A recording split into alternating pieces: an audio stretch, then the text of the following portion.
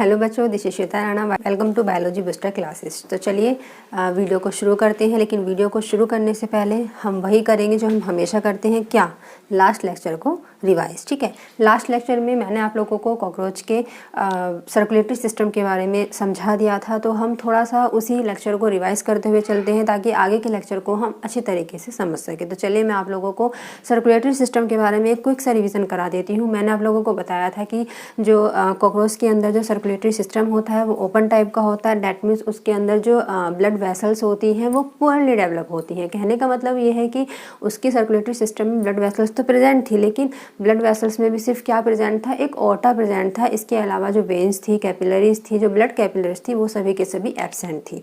इसके बाद हम लोगों ने पढ़ा था कि जो ब्लड होता है वो कैसा होता है, कलरलेस होता है, क्योंकि उसमें रेस्पिरेटरी पिगमेंट एब्सेंट होता है। उसमें केवल क्या प्रेजेंट होती है, प्लाज्मा प्रेजेंट होता है और हीमोसाइट सेल्स प्रेजेंट होती है। ठीक है, सर्कुलेटरी सिस्टम का मैंने मैकेनिज्म जब आप लोगों को समझाया था थ्रू दी डायग्राम, तो उसमें मैंने बताया था कि जो कॉकरोच की जो कैविटी होती है वो 3 पार्ट्स में डिफ्रेंशिएट होती है। डोर्सल सरफेस पर जो कैविटी प्रेजेंट थी उसे हमने पेरिकार्डियल कैविटी बोला था।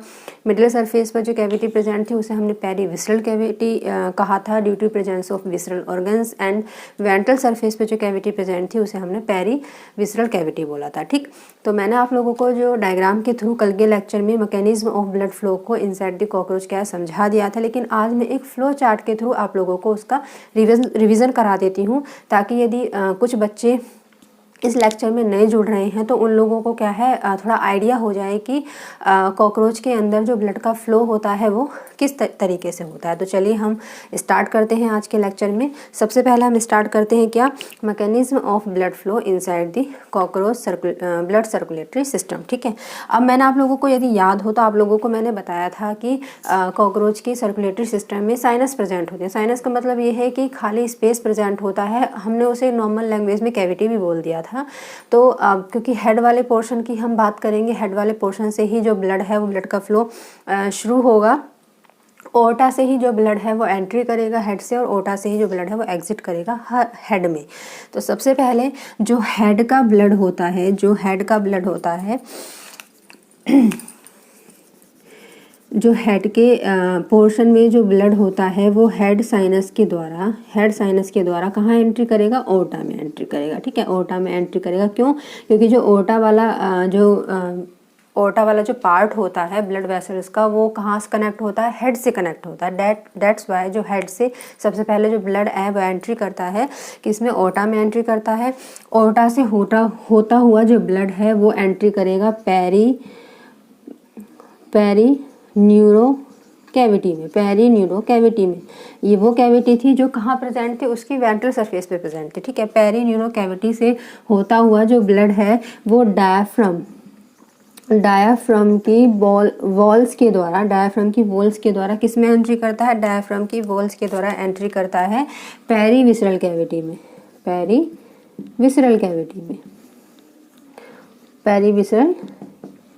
क्योंकि मैंने आप लोगों को बताया था कि कॉकरोच के अंदर जो डायफ्राम प्रेजेंट होता है, डायफ्राम की जो वॉल होती है, जो उसकी भित्ति होती है, वो कैसी होती है, छिद्रित होती है। उसमें छोटे छोटे पोर्स प्रेजेंट होते हैं, जिसकी वजह से जब पेरी न्यूरो कैविटी में क्या है ब्लड आ जाता है तो वो डायफ्राम की वॉल्स के द्वारा ही क्या करता है, पेरीविसरल कैविटी में क्या है एंट्री करता है। अब पेरीविसरल कैविटी के जो है चारों तरफ से डायफ्राम की वॉल से क्या है कवर होती है। तो पेरीविसरल में एंट्री करने के बाद ब्लड कहाँ ट्रांसफर होगा, वो दोबारा से डायफ्राम वॉल की सहायता से कहाँ ट्रांसफर होता है, पेरिकार्डियल कैविटी में। कहाँ ट्रांसफर होगा, पेरिकार्डियल कैविटी में। ठीक, अब यहाँ पर आकर जो ब्लड होता है वो मेन सर्कुलेटरी ऑर्गन यानी कि हार्ट में ट्रांसफर होता है with the help of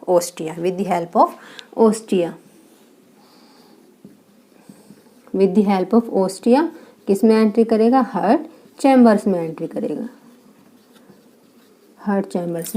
entry करेगा। अब यहाँ पे आप लोगों को एक बात याद रखनी है। मैंने बताया था कि जब ब्लड पेरीविसरल कैविटी से पेरिकार्डियल कैविटी में हार्ट चैम्बर में एंट्री करता है बाय द ओस्टिया, तो कुछ एलरी मसल्स जो प्रेजेंट थी अराउंड दी हार्ट चैम्बर्स, वो क्या करती हैं, कॉन्ट्रैक्शन का क्या है प्रोसेस करती हैं। वो कॉन्ट्रैक्ट होती हैं। कॉन्ट्रैक्ट होने की वजह से जो पेरिकार्डियल जो कैविटी थी उसका जो एरिया होता है वो क्या हो जाता है, डेंस हो जाता है, मतलब वो सिकुड़ जाता है, जिस वजह से पेरी विसरल कैविटी पे क्या पड़ता है, प्रेशर पड़ता है। प्रेशर पड़ने की वजह से वहाँ का जो ब्लड का जो कंसंट्रेशन होता है वो क्या ज़्यादा हो जाता है, जिस वजह से जो ब्लड है वो तुरंत पेरी विसरल कैविटी से कहाँ एंट्री कर जाता है, पेरिकार्डियल कैविटी में, हार्ट चैम्बर में एंट्री कर देता है। तो हम ऐसा कह सकते हैं कि पेरी विसरल कैविटी से जब ब्लड पेरिकार्डियल कैविटी में हार्ट चैम्बर में एंट्री करता है तो वो किसकी प्रेजेंस की वजह से करता है, due to the contraction of alary muscles. ठीक है, एलरी मसल्स। अब कहाँ आ चुका है ब्लड, ओस्टिया के द्वारा हार्ट चैम्बर्स में आ चुका है। आप लोगों को यदि ध्यान हो, यदि आप लोगों ने लास्ट लेक्चर देखा होगा तो आप लोगों को पता होगा कि कॉकरोच के अंदर जो हार्ट था वो 13 चैम्बर था। तो अब प्रत्येक चैम्बर से, हर चैम्बर से जो आया हुआ ब्लड है वो ट्रांसफ़र होता रहेगा और बॉडी में जो है सर्कुलेट होता रहेगा। और फाइनली जिस ओर्टा से ब्लड एंट्री करता है, ठीक है, उसी ओर्टा से फिर वो क्या करेगा, फाइनली एग्जिट कर जाएगा। ठीक है, उसी ओर्टा से जाके वो क्या करता है, हार्ट चैम्बर से होता हुआ जो ब्लड है वो कहाँ जाएगा, ओर्टा में जाएगा और ओर्टा से अगेन किस में चला जाएगा, हेड साइनस में चला जाएगा। तो इस तरीके से जो मैकेनिज्म ऑफ ब्लड फ्लो है वो रेगुलरली कंटिन्यूस चलता रहता है कॉकरोच के अंदर।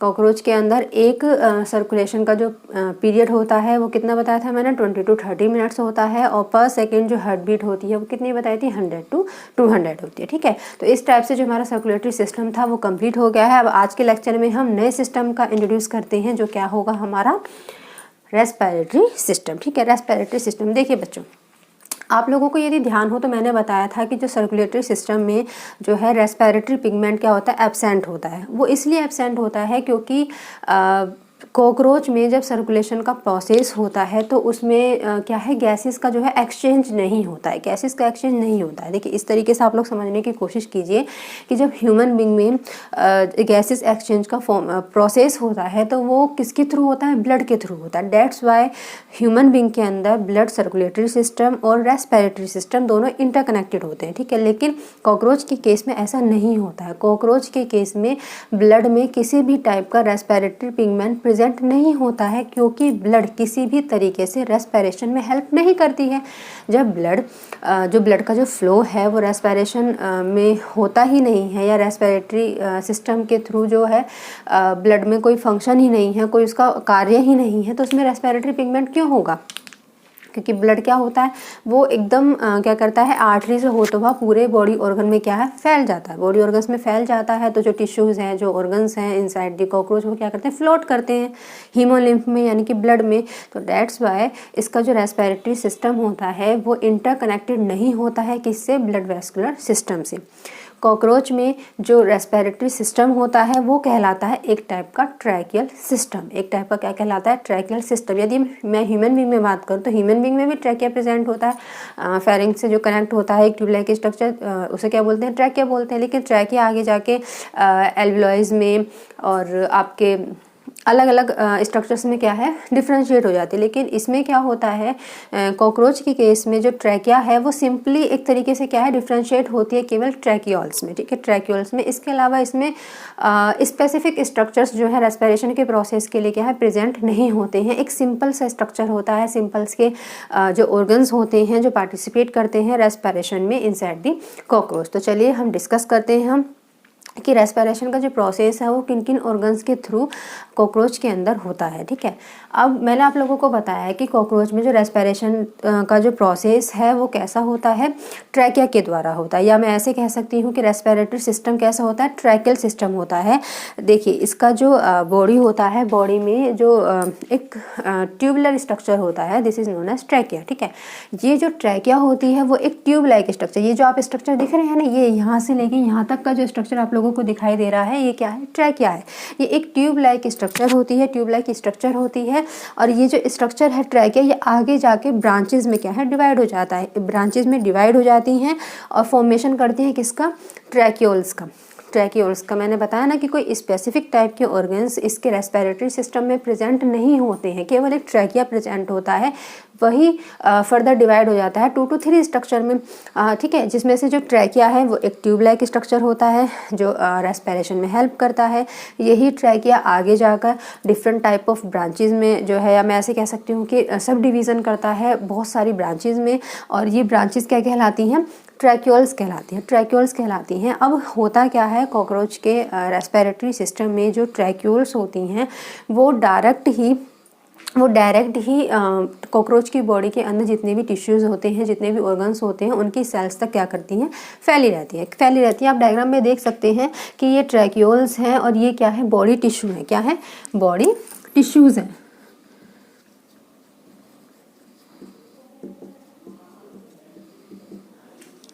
ये क्या है, बॉडी टिश्यूज़ हैं। ठीक है, जो ट्रैक्यूल्स हैं वो क्या करते हैं, डायरेक्ट ही कनेक्ट होते हैं किससे, कॉकरोच के बॉडी ऑर्गन से, कॉकरोच के अंदर जो बॉडी टिश्यूज़ होते हैं उनसे, या कॉकरोच के अंदर जो सेल्स प्रेजेंट होती हैं उनसे। तो इस वजह से इनके अंदर किसी भी टाइप की कैपिलरीज प्रेजेंस होती ही नहीं है, या हम ऐसे कह सकते हैं कि ब्लड कैपिलरीज का इनके अंदर कोई फंक्शन ही नहीं होता है, जिस वजह से वो इनके अंदर एब्सेंट होती है। क्योंकि इसमें जो पूरा ट्रैकियल सिस्टम है वही पूरी तरीके से फैला होता है किसमें, हर पार्ट ऑफ बॉडी के। ठीक है, तो होता क्या है, जो ये ट्यूब लाइक स्ट्रक्चर है इसे हम ट्रैकिया कहते हैं। ट्रैकिया आगे की तरफ जाकर बहुत सारी ब्रांचेज में डिवाइड हो जाता है। किसका फॉर्मेशन करता है, ट्रैक्यूल्स का फॉर्मेशन करता है। ठीक है, अब जो ये ट्रैकिया होता है वो क्या कहता है, छोटे छोटे इस पोर्स के द्वारा, छोटे छोटे पोर्स के द्वारा क्या होता है, बॉडी के बाहर और अंदर की तरफ क्या करता है, ओपन होता है। ठीक है, आप इस तरीके से समझ सकते हैं। फॉर एग्जाम्पल के तौर पर आप इस तरीके से समझ सकते हैं कि ये कॉकरोच की बॉडी है, ये कॉकरोच की बॉडी है। ठीक, मैंने आप लोगों को बताया था कि कॉकरोच की बॉडी का जो एब्डोमेन होता है, कितना होता है बताइए, 10 सेगमेंटेड होता है। 1 2 3 4 5 6 7 8 9 10 सेगमेंटेड होता है, और 3 सेगमेंटेड होता है इसका थोरैक्स। ठीक है, इस तरीके से, ठीक है। इसके आगे इसका माउथ बना दीजिए, ये इसकी आंख बना दीजिए, ये इसके एंटीना बना दीजिए। ये एक रफली स्ट्रक्चर है किसका, कॉकरोच का। अब मैंने बताया है कि कॉकरोच की बॉडी में कुछ पोर लाइक स्ट्रक्चर प्रेजेंट होते हैं जो ट्रैकिया में क्या करते हैं, गैसेस एक्सचेंज का जो है प्रोसेस करते हैं। अब ये जो स्पोर लाइक या जो पोर लाइक जो क्या होते हैं, स्ट्रक्चर्स होते हैं, दीज आर नोन एज स्पैरेकल्स। ठीक है, स्पैरेकल्स बोलते हैं इनको हम, या इनका दूसरा नाम भी है, इन्हें हम दूसरे नाम से जान सकते हैं, स्टिग्मेटा। कभी कभी इस नाम से भी क्या है, आ जाता है। अब जो ये स्पैरेकल्स होते हैं, स्पैरेकल्स जो होते हैं ये प्रेजेंट होते हैं lateral side of the body inside the cockroach. Cockroach की लेटरल साइड पर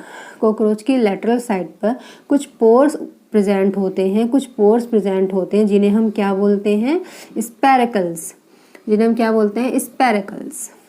ठीक है, स्पैरेकल्स। ठीक, अब क्योंकि जो बॉडी है वो 2 पार्ट्स में डिफरेंशिएट होती है, हेड वाले पोर्शन में और पूरा जो नीचे का होगा एब्डोमेन वाले पोर्शन में। अब जो स्पैरेकल्स होते हैं वो संख्या में कितने होते हैं, वो या आप ऐसे समझ सकते हैं, जो स्पैरेकल्स हैं वो अरेंज होते हैं थोरैक्स वाले पोर्शन में अलग और एब्डोमेन वाले पोर्शन में अलग। ठीक, जो स्पैरेकल्स की जो संख्या होती है वो थोरैक्स वाले पोर्शन में 2 पेयर होती है, और एब्डोमेन वाले पोर्शन में क्या होती है, 8 पेयर्स होती है। तो टोटल मिला के जो स्पैरेकल्स होते हैं वो कितने होते हैं, 10 पेयर ऑफ स्पैरेकल्स होते हैं। ठीक है, 10 पेयर ऑफ स्पैरेकल्स होते हैं। कितने स्पैरेकल्स होते हैं, 10 पेयर ऑफ स्पैरेकल्स, जिसमें से जो 2 पेयर हैं वो कहाँ प्रेजेंट होते हैं, थोरैक्स वाले एरिया में, और जो 8 पेयर हैं वो कहाँ प्रेजेंट होते हैं, एब्डोमेन वाले एरिया में। और ये कहाँ प्रेजेंट होते हैं, ये प्रेजेंट होते हैं लेटरल साइड। ठीक है, मैंने बताया था ना कि डोर्सल साइड होती है, वेंट्रल साइड होती है और लेटरल साइड होती है। डोर्सल साइड को हमने बोला था, क्या बोला था, टरगाइड बोला था, और वेंट्रल साइड को हमने क्या बोला था, एस्टरगाइड बोला था। और जो लेटरल साइड थी उन्हें हमने प्लूराइड बोला था। जो प्लूराइड वाला जो एरिया होता है उस पर कुछ पोर्स प्रेजेंट होते हैं, दीज आर नोन एज स्पैरेकल्स या स्टिग्मेटा। ठीक है, अब ये स्पैरेकल्स का फंक्शन क्या होता है, यही जो स्पैरेकल्स होते हैं ये जो है रेस्पॉन्सिबल होते हैं एक्सचेंज ऑफ गैसेस के प्रोसेस में। कहने का मतलब ये है, क्योंकि ये क्या है, रिलेट करता है ऑर्गेनिज्म से, मतलब एनिमल से रिलेट करता है, चाहे वो ह्यूमन बीइंग की तरह हो या कैसे भी हो। तो इसमें क्या प्रोसेस होगा, ऑक्सीजन को लिया जाएगा और CO2 को बाहर निकाला जाएगा। O2 को लिया जाएगा, किसको, O2 को और CO2 को बाहर निकाला जाएगा। यही तो प्रोसेस होगा गैसेस एक्सचेंज में या रेस्पिरेशन के प्रोसेस में। क्या होता है, यदि हम ह्यूमन बॉडी की बात करें, ह्यूमन बींग की बात करें, तो हमारी बॉडी के अंदर भी तो यही प्रोसेस होता है रेस्पिरेशन में। हम O2 को एनवायरनमेंट से लेते हैं और हमारी बॉडी के अंदर जो CO2 बनता है, जो कि हमारे लिए क्या है, वेस्ट है, उसे हम रेस्पिरेशन के प्रोसेस के थ्रू बॉडी के बाहर एग्जिट कर देते हैं। तो कॉकरोच के अंदर भी सेम प्रोसेस होता है ड्यूरिंग द रेस्पिरेशन। O2 क्या है, कॉकरोच की बॉडी के बाहर अंदर कॉकरोच की बॉडी में अंदर जाता है और CO2 कॉकरोच की बॉडी से बाहर जाता है। तो O2 का अंदर आना और CO2 का बाहर निकलना, दोनों ही जो प्रोसेस होते हैं वो किसकी सहायता से होते हैं, स्पेरेकल्स की सहायता से होते हैं। अब जो स्पेरेकल्स होते हैं उनमें मतलब कुछ ना कुछ तो मसल्स ऐसी होंगी ना, या कुछ ना कुछ स्ट्रक्चर्स ऐसे होंगे जो रेस्पॉन्सिबल होंगे उनके ओपनिंग एंड क्लोजिंग में। ओपनिंग एंड क्लोजिंग में तो होता क्या है, आप स्ट्रक्चर में देखिए, जो स्पेरेकल्स होते हैं इनके ऊपर और नीचे की तरफ कुछ मसल्स प्रेजेंट होते हैं, कुछ मसल्स प्रेजेंट होते हैं। These are known as sphincter muscles.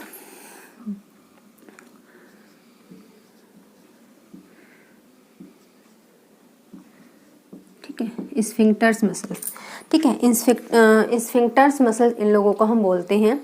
In muscles का फंक्शन क्या होता है, ये मसल्स रेस्पॉन्सिबल होती हैं किस चीज़ के लिए, ओपनिंग एंड क्लोजिंग ऑफ स्पेरेकल्स। ठीक है, ओपनिंग एंड क्लोजिंग ऑफ स्पेरेकल्स। ये क्या करती हैं, जब कॉकरोच की बॉडी में जो है O2 एंट्री करती है, O2 एंट्री करती है तो ये क्या करती हैं, स्पेरेकल्स को ओपन कर देती हैं। लेकिन जैसे ही O2 अंदर एंट्री कर जाती है, ये तुरंत ही क्या कर देती है, उसको बंद कर देती है। अब तुरंत O2 पूरे बॉडी में जाएगी। देखिए यहाँ आप समझने की कोशिश कीजिए कि होता क्या है, जो ये O2 कॉकरोच की बॉडी में एंट्री करती है, वो भी किस में, उसके ट्रैकियल सिस्टम में एंट्री करती है। तो उसके ट्रैकिया वाले पोर्शन में क्या है, O2 अंदर चली जाती है। ठीक है, O2 अंदर चली जाती है। तो इस टाइम पे जो ये स्फिंक्टर्स मसल्स होती हैं, जो स्फिंक्टर्स मसल्स होती हैं, ये क्या करती हैं, स्पेरेकल्स को ओपन करने का काम करती है। लेकिन जैसे ही O2 ट्रैकियल सिस्टम में एंट्री कर लेती है तो ये क्या करती हैं, दोबारा से कॉन्ट्रैक्ट हो जाती हैं और स्फेरिकल्स को क्या कर देती हैं, क्लोज कर देती हैं। अब यदि जो स्फेरिकल्स हैं या जो ये पोर्स हैं, यदि ये कंटिन्यूस क्या है, ओपन रहेंगे तो क्या कर वाटर लॉस हो जाएगा कॉकरोच की बॉडी से। लेकिन हमें वाटर लॉस को प्रिवेंट करना है, तो इसके लिए ज़रूरी होता है कि जो ये मसल्स हैं ये स्फेरिकल्स को ओपन भी करें और क्लोज भी करें। तो इस वजह से जब O2 एंट्री करती है तो ये पोर को ओपन कर देती है, लेकिन जैसे ही O2 ट्रैकियल सिस्टम में एंट्री कर जाती है तुरंत ही पोर को बंद कर देती है, मतलब रिलैक्स भी करती हैं और कॉन्ट्रैक्ट भी करती हैं। ठीक, अब O2 एंट्री करती है किसमें, ट्रैकिया में जाएगी। ट्रैकिया में जाके ये O2 क्या करती है, तुरंत ही कहाँ चली जाती है, ट्रैक्यूल्स में चली जाती हैं, ट्रैक्यूल्स में चली जाती हैं। अब इस ट्रैक्यूल्स के द्वारा ये कहाँ चली जाती हैं, कॉकरोच की बॉडी के अलग अलग पार्ट्स में, अलग अलग टिश्यूज़ में। ठीक, इसके अलावा जो बॉडी के हीमोलिम्फ में या उसके टिश्यूज़ में जितना भी अमाउंट CO2 का होता है वो सेम प्रोसेस के द्वारा ट्रैकिया से होता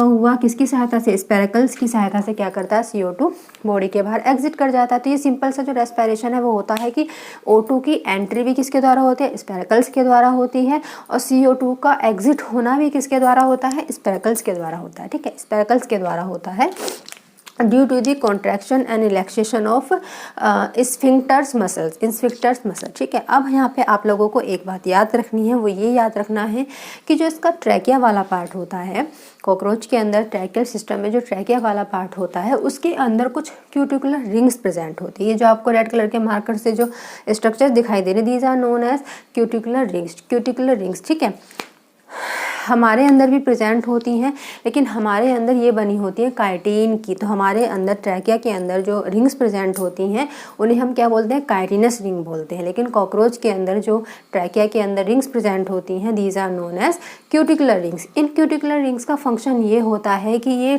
ट्रैकिया को क्या करती हैं, आपस में पिचकने नहीं देती हैं या चिपकने नहीं देती है, क्या करती हैं, उसे ओपन रखती हैं। ठीक है, यदि ट्रैकिया क्या करती है, सिकुड़ जाती है या आपस में चिपक जाएगी या पिचक जाएगी तो O2 ना तो अंदर जा पाएगी ना ही CO2 बाहर निकल पाएगी। डेट्स वाई ट्रैकिया हमेशा ओपन रहे, इसके लिए ट्रैकिया के बीच में कुछ क्यूटिकुलर रिंग्स प्रेजेंट होती हैं जो ट्रैकिया को आपस में पिचकने नहीं देती हैं या चिपकने नहीं देती हैं। ठीक है, तो ये हो गया सिंपल सा प्रोसेस किसका, रेस्पिरेशन का प्रोसेस हो गया। ठीक है, मैं एक बार आप लोगों को रिवाइज करा देती हूँ। इसका कोई पर्टिकुलर डायग्राम नहीं है आपके सिलेबस में, और ना ही कोई पर्टिकुलर क्या है मैकेनिज्म है, क्योंकि मैंने बताया ना कि जो रेस्पिरेटरी सिस्टम है वो काफ़ी हद तक वेल डेवलप्ड नहीं होता है कॉकरोच में।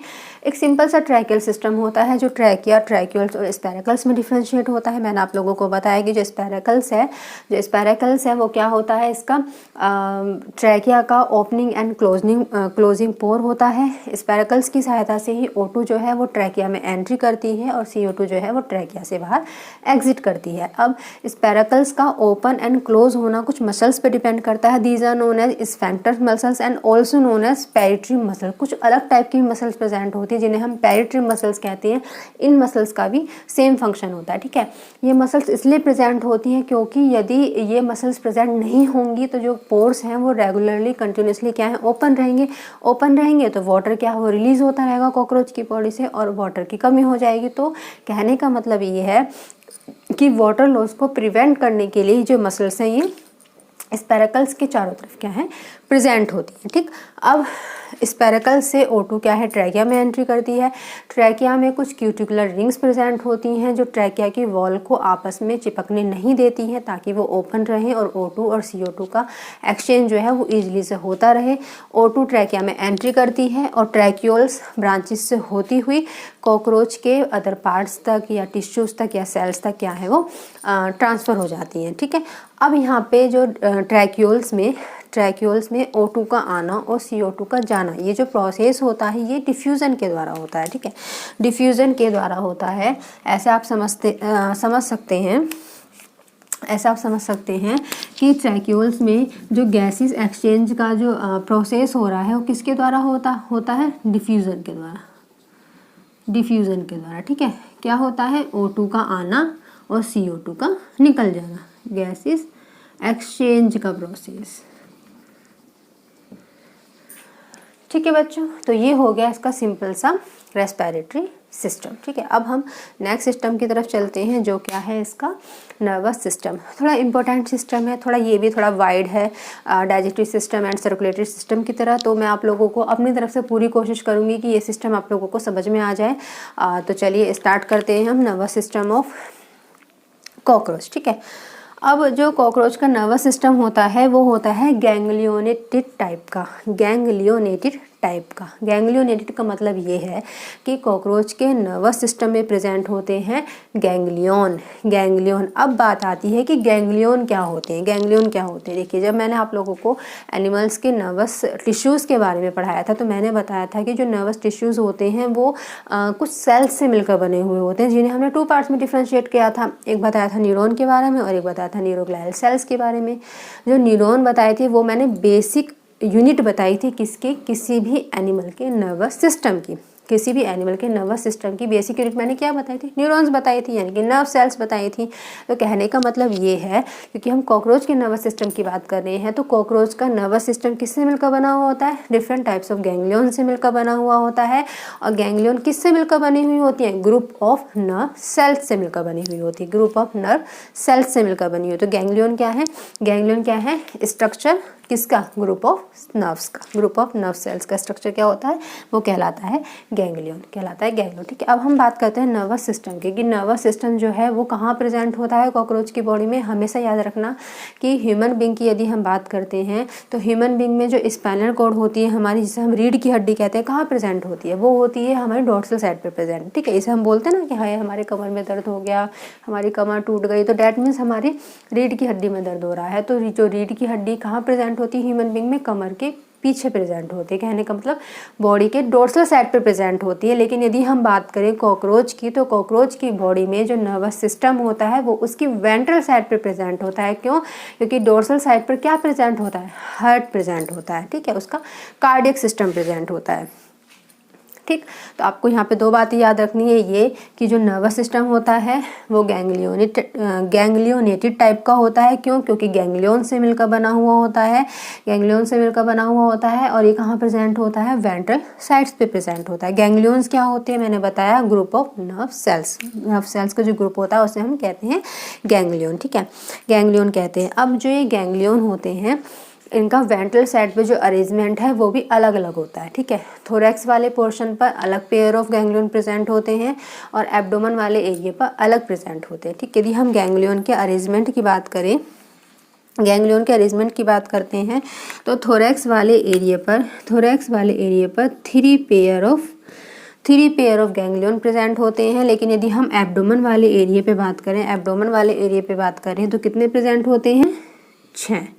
6 प्रेजेंट होते हैं। ठीक है, 6 प्रेजेंट होते हैं। मैं अगेन रिपीट करती हूँ कि यदि हम अरेंजमेंट ऑफ गैंग्लियन की बात करते हैं तो कॉकरोच के अंदर गैंग्लियन जो प्रेजेंट होते हैं संख्या में कितने होते हैं? 9 गैंग्लियन प्रेजेंट होते हैं। 9 गैंग्लियन में से जो 3 गैंग्लियन होते हैं वो कहाँ प्रेजेंट होते हैं? थोरैक्स वाले पोर्शन पे प्रेजेंट होते हैं। बाकी के जो 6 गैंग्लियन होते हैं वो कहाँ प्रेजेंट होते हैं? उसके एब्डोमेन वाले एरिया पे प्रेजेंट होते हैं। ठीक है, अब हम बात करते हैं कि जो गैंग्लियन होते हैं उनका अरेंजमेंट मतलब कैसा होता है या उन्हें हम किस नाम से जान सकते हैं। ठीक है, तो एक डायग्राम मैं आप लोगों को बनाती हूँ रफली सा, जिसके थ्रू शायद आप लोगों को समझ में आ जाए कि जो नर्वस सिस्टम का जो अरेंजमेंट है वो कॉकरोच की बॉडी में कैसा होता है। तो चलिए डायग्राम को देखते हैं हम लोग। ठीक है, सबसे पहले हम क्या बनाएंगे? कॉकरोच की एक बॉडी बनाएंगे। ठीक,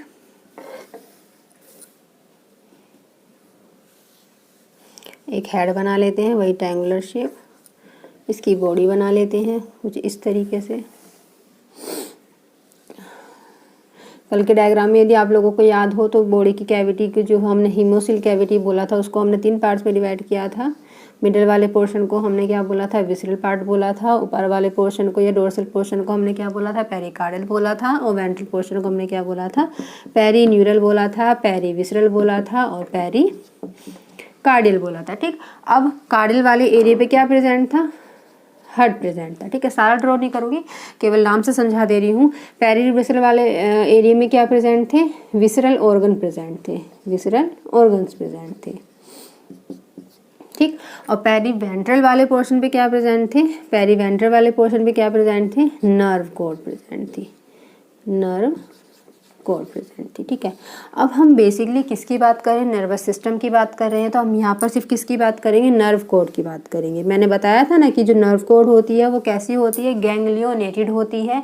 गैंग्लियन की संख्या कितनी होती है? 9 संख्या होती है, जिसमें से जो 3 गैंग्लियन हैं, जो 3 गैंग्लियन है कहाँ प्रेजेंट होंगे? उसके थोरैक्स वाले एरिया में, उसके थोरैक्स वाले एरिया में 3 गैंग्लियन प्रेजेंट होंगे।